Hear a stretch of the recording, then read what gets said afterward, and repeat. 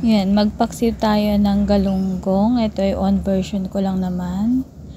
Ayan, lagyan natin ng sibuyas, luya. Pero supposed to be nasa ilalim yung mga yan, ilalim ng mga isda. Pero baliktad, nasa ibabaw na siya. Sorry naman, nakalimutan ko. Ayan, nilagyan natin siya ng sibuyas at saka ginger. Optional lang naman yung garlic. So, ayun.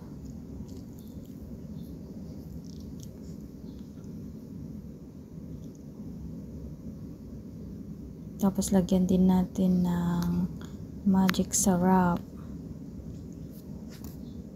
Tapos lagyan mo lang din ng konting tubig.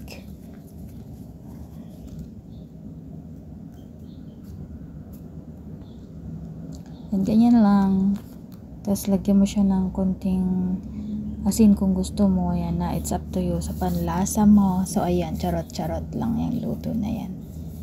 Ako kasi inuhuli ko yung yung hindi ko sinasabay yung suka dyan.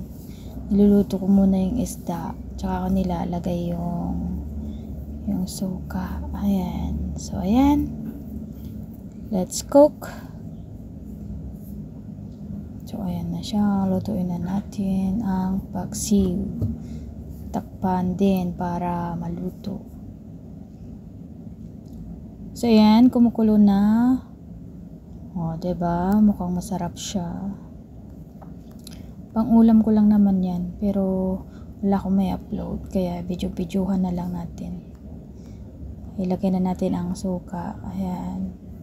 Tapos, huwag haluin. Kasi, pag hinalo mo yan na hindi kumulo yung suka, maglalasang suka siya. Hindi maluluto ba?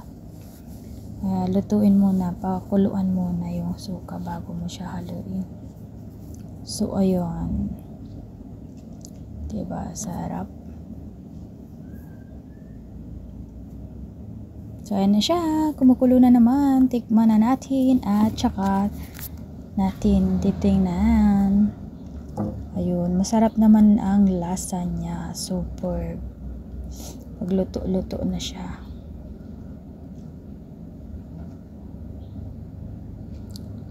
So, ayan na nga. Luto na. At malapit na tayong kumain. Yan ang ating pananghalian. Paksiw na galunggong.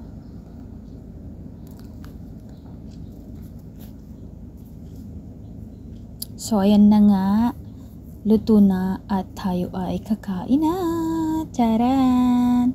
Let's eat. Yan ang aking paksiw na Gigi o galunggong. My own version.